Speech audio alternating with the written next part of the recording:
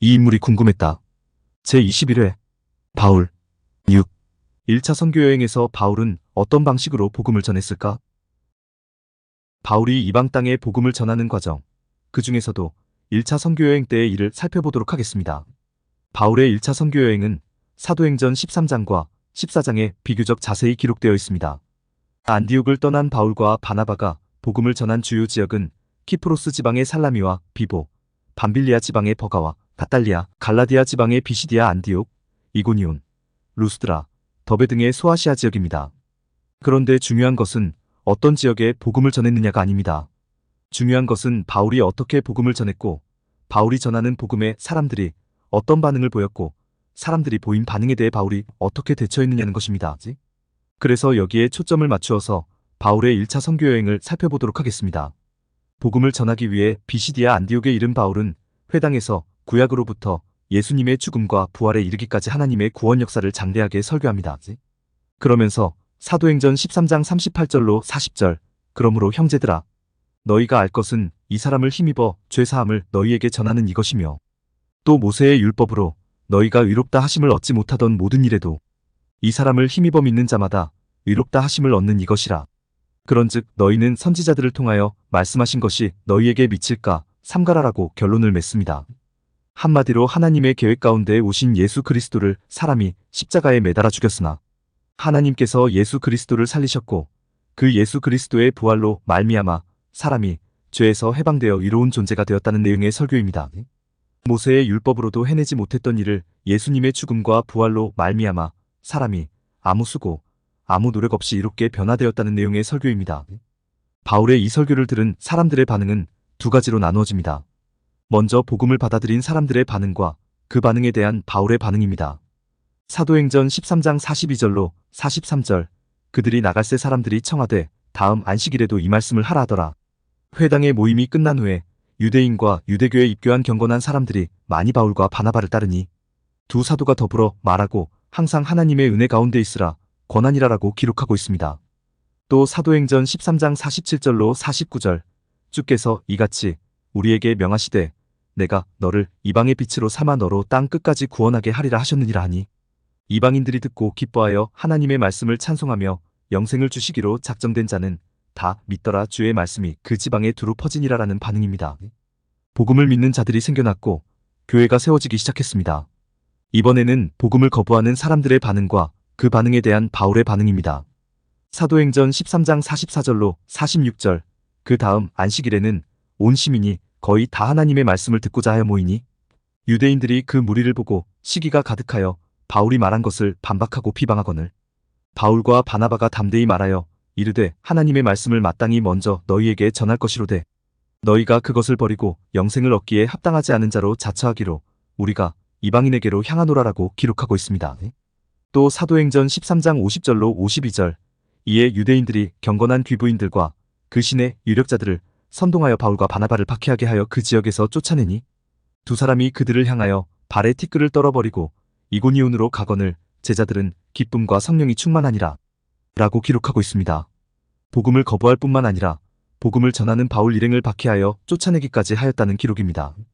이 두 가지 반응 속에서 우리가 주목해야 하는 것은 받아들이는 자가 있는 곳에서는 주의 말씀이 그 지방에 두루 퍼지며 교회가 세워지고 있다는 것이고, 거부하며 박해하는 자가 있는 곳에서는 바울이 발에 티끌을 떨어버리고 다른 지역으로 가지만 기쁨과 성령이 충만했다는 사실입니다.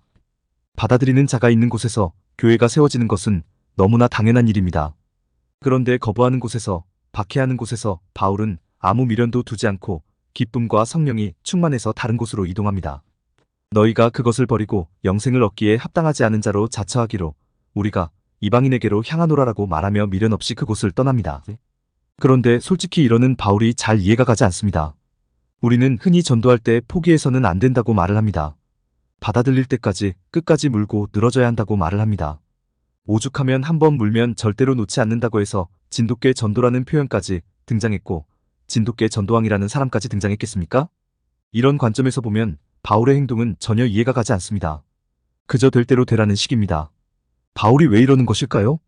그 이유는 바울은 교회가 세워지는 것이 자신의 역할이나 자신의 능력이 아니라 하나님께서 하시는 일이라는 것을 알고 있었기 때문입니다.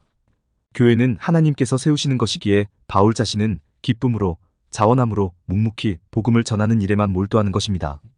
나머지는 하나님께서 다 감당하신다는 것을 알고 있었기 때문입니다. 이고니온에서도 마찬가지입니다.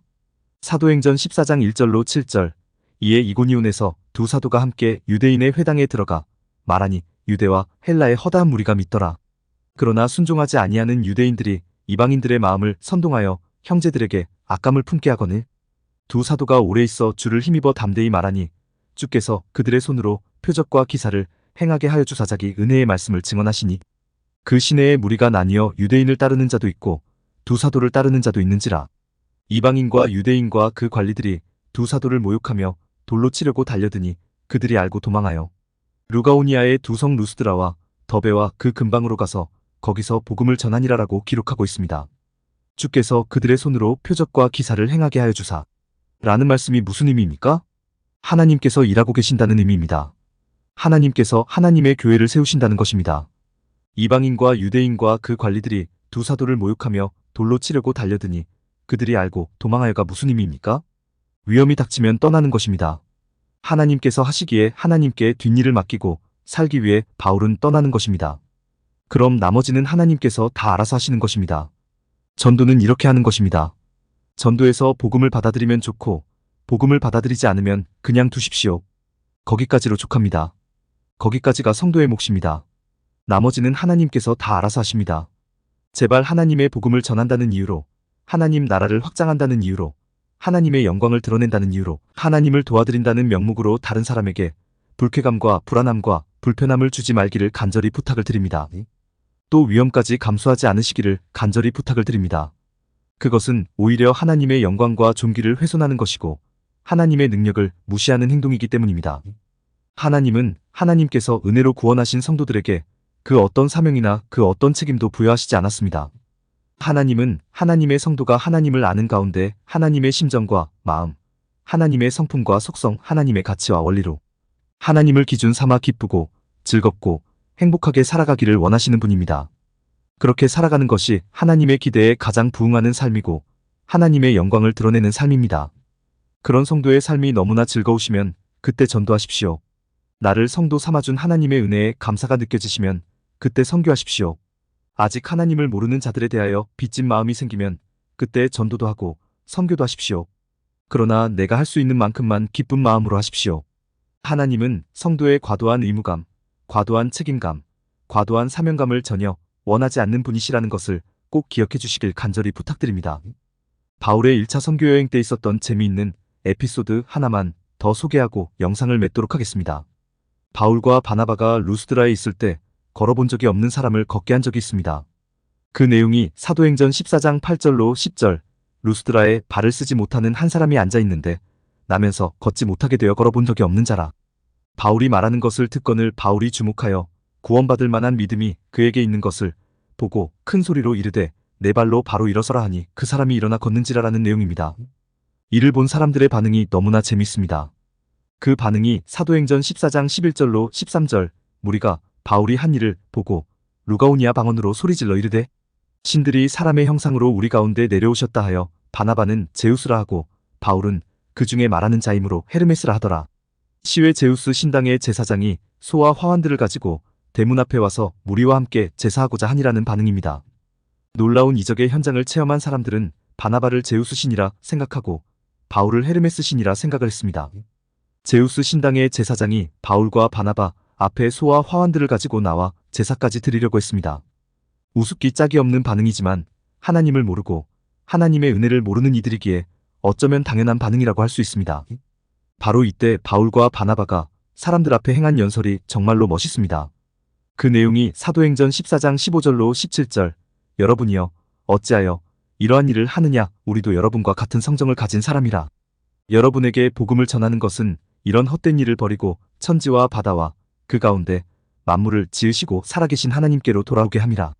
하나님이 지나간 세대에는 모든 민족으로 자기들의 길들을 가게 방임하셨으나 그러나 자기를 증언하지 아니하신 것이 아니니 곧 여러분에게 하늘로부터 비를 내리시며 결실기를 주시는 선한 일을 하사음식과 기쁨으로 여러분의 마음에 만족하게 하셨느니라라고 연설합니다. 자기들은 신이 아니라 여러분과 똑같은 성정을 가진 사람이라고 소개한 후에 창조주 되시는 하나님을 소개하고 가르칩니다. 비를 통해 결실기를 맞게 하시는 하나님의 은혜로 인하여 걷지 못하던 자가 걷게 된 것이니 이상한 신들을 섬기려 하지 말고 그 하나님께로 돌아오라고 연설합니다. 얼마나 멋있는 연설입니까? 만약 오늘날 대한민국의 목사가 바울과 바나바 같은 상황이었다면 어떤 반응을 보였을까요? 많은 사람이 당신은 제우스입니다. 당신은 헤르메스입니다. 라고 칭송을 했더라면 어떤 반응을 보였을까요? 오늘날 대한민국의 목사도 바울과 바나바처럼 우리도 여러분과 같은 성정을 가진 사람이라고 그랬을까요? 그랬을 목사는 거의 없을 거라는 게 솔직한 저의 생각입니다. 예수 그리스도의 도를 가르치고 예수 그리스도의 도를 따르는 사람들을 죽이지 못해 안달하던 바울의 멋진 변화를 생각하시면서 또 이런 바울의 변화를 만들어낸 하나님의 큰 능력을 생각하시면서 기쁘고 즐겁고 신나고 아름답고 정의롭고 행복한 삶 되길 소망합니다. 공감이 되었다면 구독과 좋아요, 알림 설정 부탁드립니다. 하나님의 말씀을 바르게 전하는데 큰 도움이 될 것입니다. 평등하고 공정하며 정의롭고 행복한 세상을 이루는데 큰 도움이 될 것입니다.